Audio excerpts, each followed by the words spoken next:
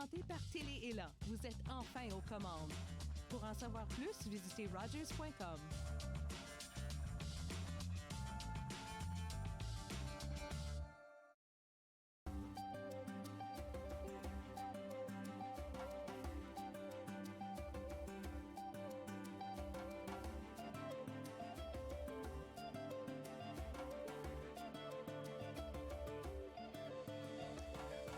Bonjour et bienvenue à l'émission Vivre Ensemble. Mon nom est Jean-Marie Vianney. Allez, une autre émission où on va parler de plein de choses et on va découvrir des gens.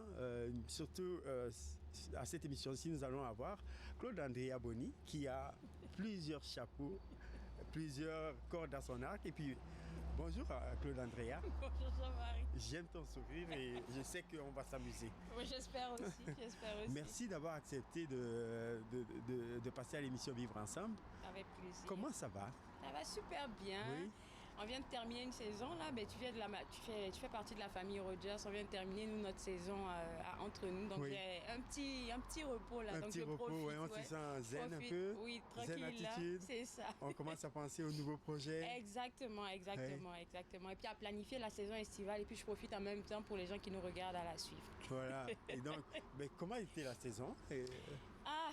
La saison surtout était... en temps de pandémie. En temps de pandémie, il faudrait qu'on le dise, ça n'a pas été facile. Là, ça fait plaisir là, de te voir en vrai, faire une entrevue, même si on est éloigné, on est dehors, mais je pense qu'on a fini par s'adapter tous, hein, parce que je suis à la maison avec mon ordinateur, avec un casque, je vois les invités, mais c'est plus la même dynamique. C'est tout un autre univers de fonctionner, de travailler. Non, c'est vrai, c'est pas la même dynamique, je peux pas les voir, je peux pas les taquiner, je peux pas rire avec eux.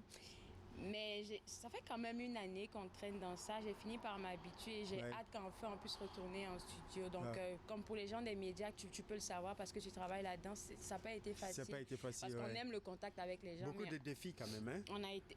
surtout la connexion, souvent, là. Moi, ça arrive que je gèle en pleine entrevue. Il faut que le producteur essaie de reprendre l'invité pour dire, OK, on panique pas. Qu'est-ce qu'on fait à ce moment-là? En ce moment-là, on reste juste calme. Moi, je fais juste rafraîchir ma page ou bien l'invité de l'autre côté fait... On donne toujours des consignes. Il faut toujours rassurer, hein, rassurer tout le monde, les invités, le réalisateur, réalisatrice. C'est ça, exactement, parce que c'est virtuel et puis on comprend que c'est pas facile. Comme je disais là, c'est moi souvent qui gèle ou bien c'est l'invité qui gèle. Il faut que l'invité ne panique pas parce que eux ils sont pas habitués, mais nous autres on est habitués à ce genre de problème là. Est-ce qu'il y a eu des choses qui étaient peut-être mieux, des bons coups dans cette pandémie? Est-ce qu'il y a eu des moments où c'est peut-être l'accès au contact ou la flexibilité des gens? Est-ce qu'il y a un aspect positif dans... Oui, il y a un aspect positif dans le sens où il y avait quand même de la flexibilité par rapport à certains de nos chroniqueurs. On pouvait les avoir comme régulièrement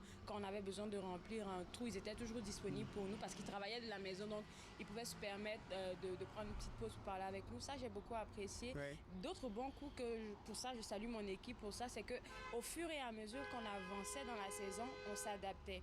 Dans le sens où au départ, on pouvait par exemple voir mon nom, voir les invités, mais on a le producteur, toute l'équipe, ils ont réussi à travailler comme la nouvelle plateforme, parce que c'est une nouvelle plateforme qu'on utilisait. Donc à travailler sur la plateforme pour qu'on puisse voir des images, pour qu'on puisse voir des vidéos. Donc ça donnait un peu, ça me donnait un peu comme... la sensation d'être en studio, parce qu'en studio, j'avais droit à ce genre de trucs-là.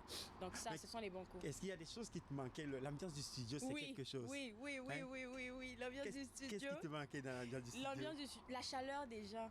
La chaleur des gens, les lumières connectées avec eux, peut-être les caméras, peut-être un peu ça, mais... le rituel du studio. C'est ça.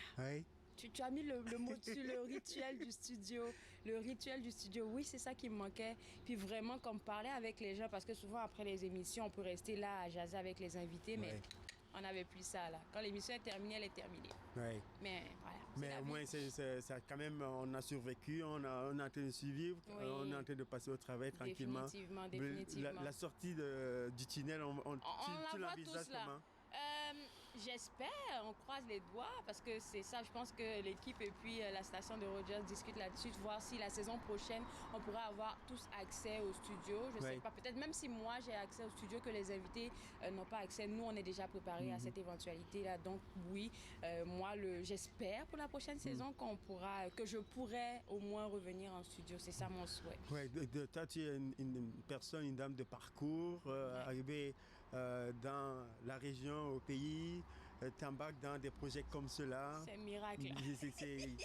Raconte-nous un peu, comment tu arrives à mettre tout ça en contexte, avoir cette force intérieure d'être capable de gérer tous ces multiples chapeaux, casquettes que tu portes. Est-ce que je peux être franche avec toi? J'ai aucune force intérieure. Je fais juste la découvrir au fur et à mesure. Et pour ça, là...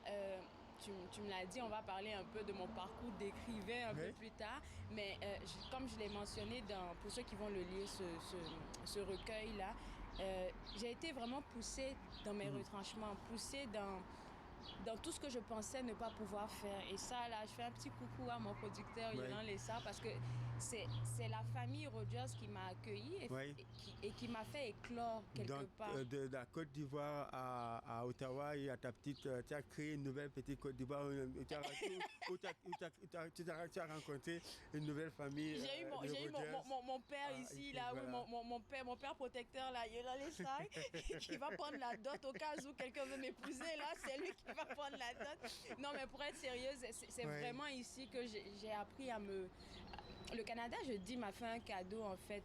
Parce que souvent, il faudrait qu'on le dise, on vient de pays africains, on a des manières de fonctionner qui souvent... Qui sont pas les mêmes. C'est pas les mêmes codes, souvent. C'est pas les mêmes codes. Et puis, tu restes dans une mentalité... pas limitante, mais l'environnement fait que souvent toi-même tu te limites, on va dire ça comme ça. Mais quand tu sors de ton pays et que tu arrives à connecter avec les bonnes personnes, à connecter avec les bonnes mentalités, je pense que tu peux aller plus loin. Et donc toi, ton parcours, tu es venue comme étudiante. Oui, pourquoi tu as pris le billet? Allez, je reviens à Ottawa au Canada. Et là, en fait, le Canada, c'était un projet à la base de ma mère qui voulait que je vienne au Canada. Mais le rêve de maman. Non, oui, le rêve de maman. Mais moi, j'ai dit non, moi, je vais en Inde. J'ai retrouvé les amis là-bas, j'avais des amis là-bas, donc je suis allée en Inde pour faire mes études. C'était à Goa? Non, j'étais pas à Goa, mais j'ai visité Goa par exemple. J'ai visité Goa et Pondichéry aussi. Donc j'ai visité Goa, j'ai adoré, mais j'étais à Bangalore plutôt pour 2 ans pour mon MBA.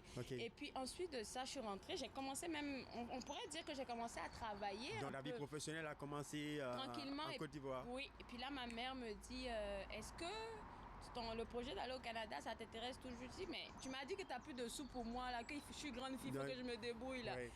Elle m'a dit, essaie de voir les informations et tout. Je cherchais partout, et puis je ne trouvais pas d'un programme qui allait vraiment me convenir. Et puis quelqu'un m'a parlé de la cité collégiale, et puis de fil en aiguille, j'ai eu mon admission, mon visa, je suis arrivée, j'ai étudié à la cité, j'ai adoré mon parcours au collège de la cité. Et puis c'est quelqu'un du collège de la cité qui m'a donné l'ouverture à Rogers, et c'est là que vous me connaissez aujourd'hui, vous me voyez. Donc quand on dit souvent les réseaux, c'est important, le contact. L'importance des réseaux, le vivre ensemble, c'est tout ça. On va parler de ça en deuxième partie. Super. Et donc de la cité collégiale, tu arrives à Rogers. La formation est terminée à la cité collégiale, tu arrives à Rogers. Et puis là, comment ça se passe pour l'intégration au niveau médiatique, qui n'est pas évident non plus. Non, c'est pas évident parce que moi je suis arrivée à Rogers, comme je le dis toujours, comme stagiaire. Et je suis arrivée comme stagiaire, et puis vous savez, ici on fonctionne beaucoup avec les bénévoles pour les gens qui veulent apprendre, et moi je voulais vraiment apprendre. Et c'est un message qu'on leur lance, ceux qui vont voir l'émission. C'est ça, exactement, parce que le volet bénévolat là, on ne l'a pas comme culture chez nous. Exactement. Donc on se dit que nous on fait un travail, il faut être payé. Mais non, moi j'ai été bénévole ici, et j'aimais ce que je faisais, parce que pourquoi? Ce que les gens ne savent pas, c'est que je regardais et je rencontrais des personnalités en fait ici à Rogers. Donc moi, tu enrichissais ton carnet d'adresses. Définitivement. Ton réseau, tu continues à l'étendre. Exactement. Et puis je voyais l'animatrice en son temps, Catherine Marion, travailler, et puis j'étais waouh. Je sais que c'est quelque chose qui me plaisait, mais je me sentais pas capable de tenir la barre d'une émission. Puis c'est parti comme ça. Le producteur producteur me propose une chronique, oui. Et après la chronique, il me propose un jour, après la deuxième chronique, il me propose d'animer une émission entière. Ah, mais là, je vais faire pipi sur moi, là. Je dis que non, je suis pas capable. Puis il dit, OK, tu te sens pas capable, c'est pas grave, mais tu es là pour faire des essais, pour travailler. On va t'accompagner, on va t'encadrer. Et donc, l'animatrice en chef elle-même, elle était là dans le studio au cas où je m'évanouissais ou quelque chose se passait, elle pouvait reprendre directement la barre. Il n'y avait pas une ambulance à l'extérieur, non? Je pense que peut-être même ils auraient dû appeler une ambulance. Mais non, tout s'est bien passé. Il y a eu des encouragements et puis vraiment, quand mon stage est terminé, là, je pleurais vraiment. J'étais comme, oh, c'est terminé, mais Dieu ou vous l'appelez comme vous voulez, l'univers. Moi, je suis très croyante, mais Dieu avait un autre plan pour moi. Puis après, on m'a rappelé ici, on m'a dit, il y a une nouvelle saison qui ouvre, on a besoin d'une animatrice, est-ce que ça t'intéresse? Puis, et puis des émissions, tu en as fait aujourd'hui beaucoup quand même. C'est ma troisième saison. Non, j'arrive plus. Depuis ma 100e émission, là, j'ai plus compté. Ben, je pense que je suis rendue à 200 ou 300, je sais plus. Ça fait beaucoup d'émissions. À côté des 600, plus de 600 émissions? Ça se peut que j'ai fait plus de 400. Si mes comptes sont bons, plus de 400 émissions. Mais ça n'inclut pas les couvertures d'événements aussi. Est-ce qu'il y a des gens, des gens des gens que tu as interviewés qui viennent te chercher le plus? Oui. Les gens qui parlent de développement personnel, les gens qui cherchent à valoriser les autres. Ça, c'est des sujets qui me plaisent beaucoup. Et puis, j'en ai rencontré des personnes avec qui j'ai gardé de très bons rapports à cause de l'émission. Et des sujets que tu aimerais aborder dans certaines émissions que tu n'as pas encore explorées? Est-ce qu'il y a je pense que nous, on couvre tout. C'est ça la particularité entre nous. Bizarrement, on parle de la personne lambda là, qui a un petit projet dans sa communauté, à la personnalité publique, politique. Donc franchement, je pense pas qu'on ait couvert. Et ce que j'aime aussi avec Roger, c'est que en tant qu'animatrice, oui, on a une équipe de production et tout, mais on me laisse aussi la parole pour dire, OK, il y a telle personne qui m'intéresse que j'ai envie d'interviewer. OK, et puis je demande l'aval et puis quand c'est OK, je peux le faire. Donc vraiment, il n'y a pas des sujets que j'ai pas encore. Et qu'est-ce que ça a développé chez toi de manière personnelle? Ouverture d'esprit. Une ouverture d'esprit. Oui. Puis là, c'est un conseil que Dans la curiosité journalistique, médiatique. Oui. Puis c'est ça un conseil, parlons de curiosité, c'est un conseil que mon producteur et mentor m'avaient toujours donné. Je suis pas quelqu'un qui suit... Je suis quand même vrai. Je suis quand même quelqu'un qui, je sais pas, quand j'ai des émotions ou quand je vis quelque chose, ça se voit sur mon visage. Ça transparaît. Oui, ça transparaît. Et les deux premiers mois, quand j'ai commencé, premièrement, entre nous, ma première saison, mon producteur, il me prenait à chaque fois, après chaque émission, on restait au moins 30 minutes à regarder l'émission que j'avais faite. Et puis il me dit, ça, c'était pas bien. Ça, c'était pas bien. Il faut que tu reprennes. Quand tu n'es pas intéressé tu n'es pas intéressé à un sujet, là, ça se sent, mais tu es animatrice télé, il faut que tu sois intéressée à tout, il faut que tu sois curieuse. Puis, moi, je comprenais pas qu'est-ce qu'il me disait, mais au fur et à mesure, c'est venu. Et puis, j'arrive à avoir de la curiosité pour certaines affaires qui souvent peut-être m'intéressent pas comme ça.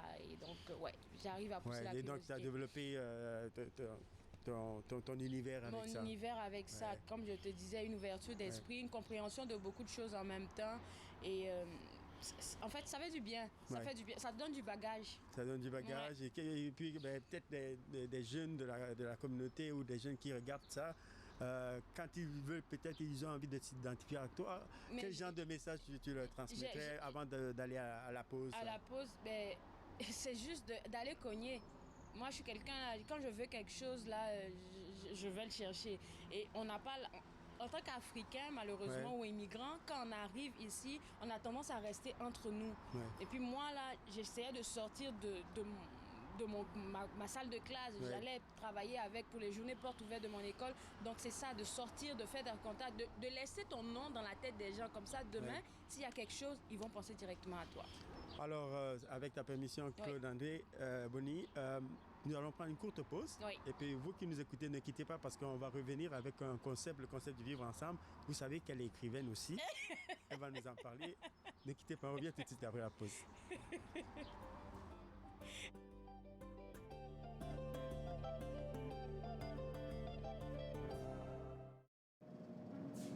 Nous venons de traverser des moments difficiles. Une dure épreuve pour beaucoup. Mais ça nous a aussi rapprochés. Et ça doit continuer. Il est temps de dire haut et fort, voici ma communauté, c'est ce qui compte le plus. Il est temps d'aider vos voisins les plus touchés, les vétérans, les aînés, les jeunes. Il est temps de rebâtir. En adhérant à la Légion, vous soutenez des programmes et des initiatives essentielles au sein de votre communauté.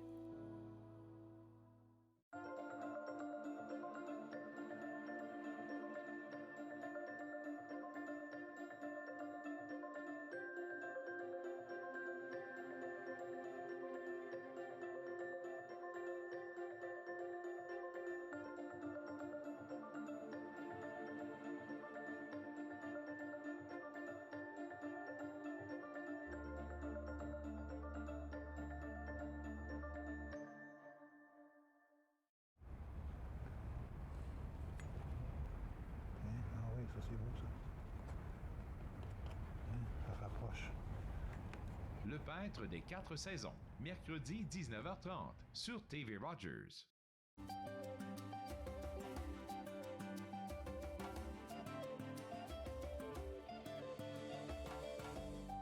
De retour à Vivre Ensemble, mon nom est Jean-Marie Vianney, je vous suis très heureux à cette émission d'accueillir Claude Andrea Boni, donc, que vous connaissez déjà, mais on va la découvrir différemment donc, dans le cadre de cette émission Vivre Ensemble. Et Claude Andrea, des prix, tu en as reçu dans ton parcours, tu as été reconnu par la communauté et à chaque fois, moi je t'ai vu la fébrilité, tu en parlais à l'émission tout à l'heure, la fébrilité je l'ai constatée tout de suite et des discours tu les faisais puis on sentait que Claude Andrea c'était la vraie qu'on avait en face de soi, en face de nous, mais c'est vraiment ça quoi. Ben, c'est qui je suis en fait. Je pourrais pas faire semblant. Ouais. J'arriverais pas en fait. C'est pour ça que j'ai dû travailler fort sur mon esprit de curiosité que je devrais aller cultiver encore plus pour pouvoir avoir de belles entrevues poussées avec mes invités, mais faire être authentique. Mais en même temps, c'est aussi le produit de beaucoup de voyages. Tu as parlé de tes voyages, etc. Oui. C'est aussi cette curiosité de sortir de sa zone de confort, d'aller découvrir des choses et puis en plus être capable de les partager avec d'autres. Oui. Ouais. Après, je me dis que chacun d'entre nous a quelque chose à apporter dans le monde ou bien dans sa communauté. Moi, je me rends compte et j'arrive à l'affirmer. Avant, j'avais un peu honte, même quand j'ai commencé au début avec les émissions, puisque j'avais ce petit syndrome de l'imposteur que tout le monde a à un certain moment de sa vie, surtout quand tu commences à gravir les échelons et tout. Plus on monte... C'est ça vient de chercher. Est-ce que je suis à la bonne place? Est-ce que je suis à la bonne place? Est-ce que je prends pas la place de quelqu'un d'autre? De quelqu'un d'autre.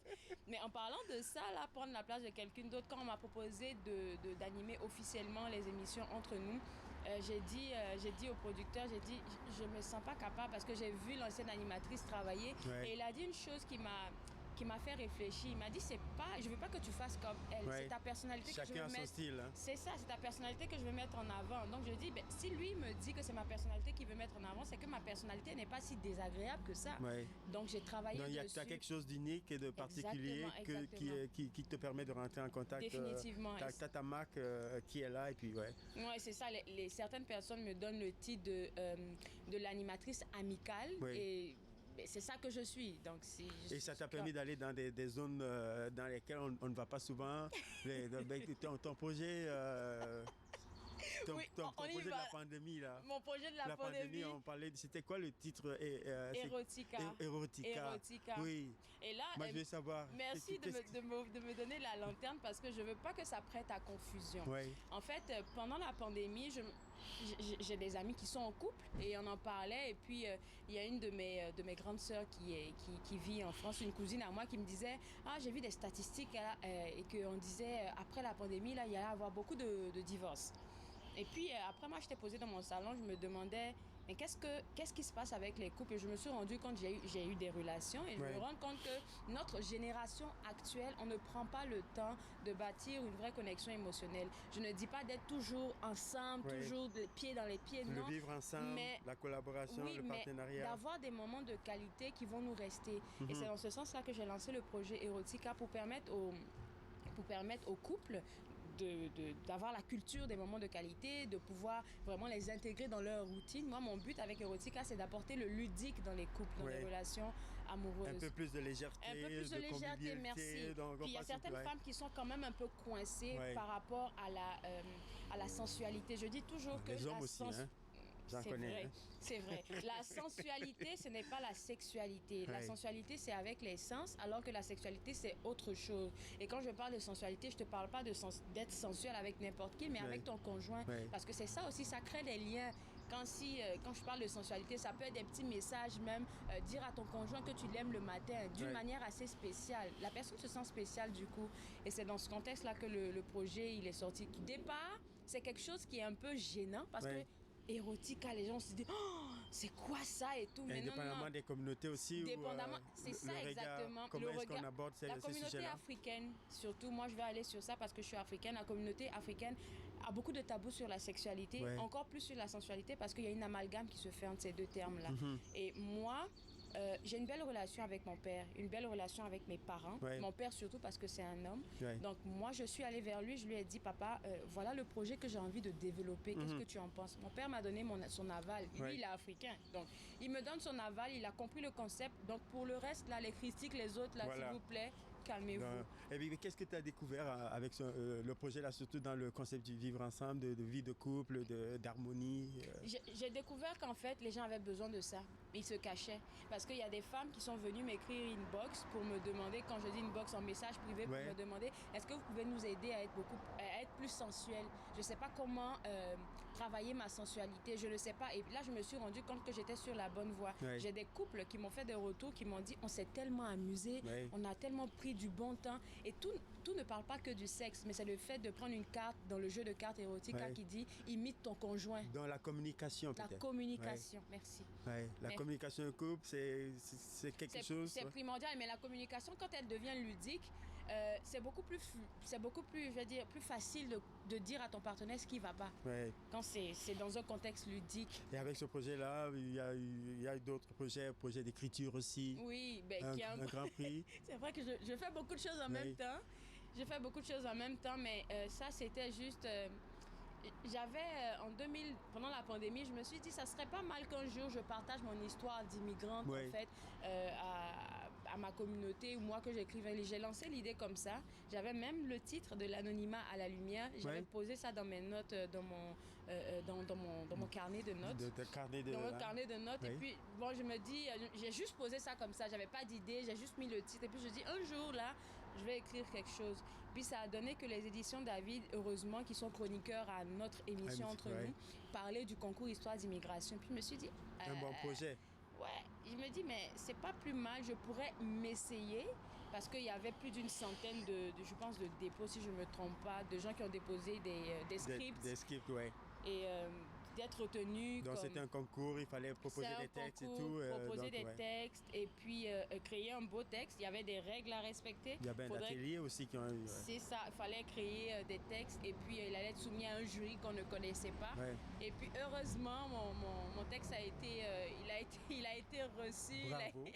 Bravo. Donc je vais être publié. On va être publié tous ensemble, je pense en octobre, Ouais. donc cet automne. On va être publié cet automne. Et bon, j'ai hâte de voir Ouais. qu'est-ce que ça va donner. Puis je suis vraiment contente. Ouais, je vais allier cet événement-là à quand tu as reçu le prix Bernard Grammet, par un prix qui est décerné par l'ACFO Oui, d'Ottawa. par Donc, est-ce que comment est-ce que tu t'es senti? Qu'est-ce que tu as... Je n'y croyais pas, sincèrement, Jean-Marie. Toi, tu m'as vu dans mes débuts, tu m'encourageais, tu me disais ne lâche pas. Et puis, c'est comme, je sais pas, je m'y attendais pas, hein, sincèrement. Et puis, je Ouais. dis à qui veut l'entendre, là, dans ma catégorie, cette journée-là, il y avait une dame qui travaillait avec la députée Mona Fortier, Ouais. une dame qui travaillait dans le domaine de la santé. Et on sait que cette année-là, où est-ce on fêtait une année de la résistance, Ouais. la communauté franco-ontarienne s'attardait beaucoup sur le volet santé. Il fallait Exactement. vraiment que le français, comme les minorités, soient représentées dans le domaine de la santé. La Je me suis santé, dit ouais. non, ce prix-là, c'est pas pour moi. Ça sera pour la dame parce qu'il y a longtemps qu'elle œuvre dans le domaine de la santé. Puis d'entendre mon nom, Claude Andrea Bonny, enfin, j'avais pas préparé de discours parce que je pensais pas Ouais, gagner. j'avais assisté à, Je pensais pas gagner. à cette cérémonie. J'avais pas. Et du coup, quand je marchais pour aller au podium pour récupérer le prix, c'est là que je me suis rendu compte en un instant que j'avais fait un parcours de la cité, arriver à Rogers, et puis de voir même mon équipe qui était là pour couvrir l'événement. L'année précédente, c'était moi qui couvrais l'événement, mais cette Ouais. année, j'étais nominée Ouais. et je remportais le prix. Wow, j'ai pas dormi cette nuit-là. Et ça, dans l'émission s'appelle par hasard le vivre ensemble. Et pour ça, cette image-là, toutes ces cérémonies, ces reconnaissances-là, qu'est-ce que ça te donne comme idée de la culture de vivre ensemble? C'est là que je me rends compte que vraiment, dans chacun des immigrants a une expérience particulière. OK? Et puis au Canada, rares sont les fois où je te dirais jamais que j'ai rencontré j'ai été dans un environnement raciste. Oui, peut-être que ça existe, d'autres peut-être l'ont déjà vécu, mais moi j'ai eu la grâce de ne pas vivre cette atmosphère de racisme là, ou bien de me sentir inférieure à quelqu'un d'autre. Non, parce que mon parcours ici au Canada a été fait de sorte à ce que j'ai eu des personnes clés pour m'élever, des personnes qui n'étaient pas de ma communauté. La plupart des personnes qui m'ont élevé là, ce sont des personnes qui sont canadiennes, ce sont des personnes canadiennes, des franco-ontariens et tout. La reconnaissance, même tu l'as dit, ça venait de l'ACFO. Et donc, juste pour faire ce petit partage-là, il y a aussi le RAF. J'ai été nominée par le regroupement Affaires Femmes dans la catégorie Arts, Médias et Culture. Mais ça aussi, ça te montre que ta communauté aussi vient en soutien à ce que la communauté franco-ontarienne t'offre. Donc vraiment, c'est incroyable. Est-ce que tu te sentais un peu privilégié d'avoir été encadré par ces gens-là? Mal à l'aise, je te dirais. Pour être sincère, mal à l'aise. Parce que je me suis toujours demandé, je suis qui moi en fait pour Claude Andrea Bonny. C'est ça, pour recevoir ça pendant longtemps. Mais finalement, je commence de plus en plus à l'accepter parce que veux pas, je vais pas le chercher. Ça vient à moi. Donc il faut juste que je l'accepte. Est-ce que ça te donne un rôle de mentor aussi, de passer d'encourager, d'encadrer d'autres? Avec le RAF, on a eu un très beau projet et j'aimerais saluer le RAF pour cette belle initiative que le RAF a eue là. C'est de mentorer des jeunes femmes, des jeunes demoiselles, des jeunes femmes entre 14 et 17 ans, si je ne me trompe pas, dans les écoles. Donc on a eu à faire des conférences pour parler avec des jeunes filles de différentes écoles de la région. Et ça, j'ai beaucoup apprécié parce que les jeunes filles, c'était un partage de nous à nous. Donc, c'était dans un cocon assez privé, dans une plateforme assez privée. Et les jeunes filles elles posaient des questions que souvent, tu t'es jamais posé toi-même. Et là, ça te fait réfléchir. Tu te rends compte que tu es regardé, tu es observé et peut-être que tu encourages quelqu'un. Il y a beaucoup de personnes... Tu deviens un modèle d'une autre génération, d'un individu. Exactement. Il y a beaucoup de personnes qui viennent me demander des conseils et moi, je fais juste partager... Excusez-moi de faire ça, mais je fais juste partager mon parcours. Parce que une vie ordinaire. C'est ça, c'est une vie ordinaire que vous trouvez extraordinaire, mais je suis juste... En terminant, pour la dernière partie de l'émission, est-ce qu'il y aurait une personne, une chose, quelque chose qui pour toi symbolise ce vivre ensemble? Tu veux rire, Jean-Marie? Je te dirais toi. J'ai envie de rire parce que c'est la dernière minute de la mission. Je te dirais toi, c'est toi qui m'inspire. Oh non. Parce que oui, t'es partout, tu laisses ta marque. Qui connaît pas Jean-Marie Vianney dans la communauté franco-ontarienne? Tu arrives à t'impliquer. Et oui, c'est ça, tu arrives à te placer un peu partout et à te fondre dans la masse. Donc ça, oui, c'est ça. Je commencerai par là. Je t'ai dit que tu allais rire. Merci beaucoup, Claude Andrea. Ça fait plaisir. C'était un plaisir de t'avoir à l'émission et puis merci de continuer d'inspirer la nouvelle génération. Ça fait plaisir. Et vous qui nous écoutez, donc on vous remercie infiniment d'avoir écouté Vivre Ensemble et puis on vous souhaite une bonne écoute. Merci. Merci. Tu t'y attendais pas.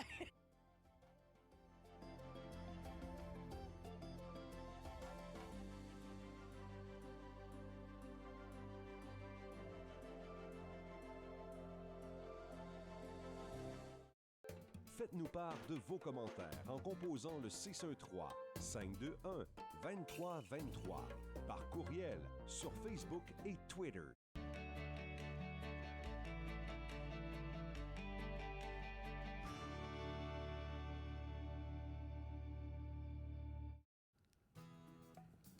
Mardi, découvrez une expérience culinaire issue des Caraïbes avec le chef Jay Anthony. Par la suite, Lise Sarrazin vous invitera à participer au gala du regroupement des gens d'affaires. Nous parlerons des prochaines activités d'Épelle-moi Canada avec Dorine Tchemeleux et finalement, nous retrouvons Sylvie Lapointe de L2 Émergence. Tout ça et bien plus à Entre nous. Entre nous, en semaine 11, 18 et 22 heures sur TV Rogers. Dans la prochaine émission, on discute avec Faiza Abdaloui, une entrepreneure sociale qui inspire des milliers de femmes durant la pandémie à se lancer en entreprise. Suivez-moi, jeudi 20h, sur TV Rogers. J'ai passé plus de temps que je devrais à essayer de comprendre qu'est-ce qui est arrivé. Tous les trois qui étaient sur le pont ne savaient pas qu'un train pourrait passer aussi vite qu'il est passé, puis sans s'en apercevoir.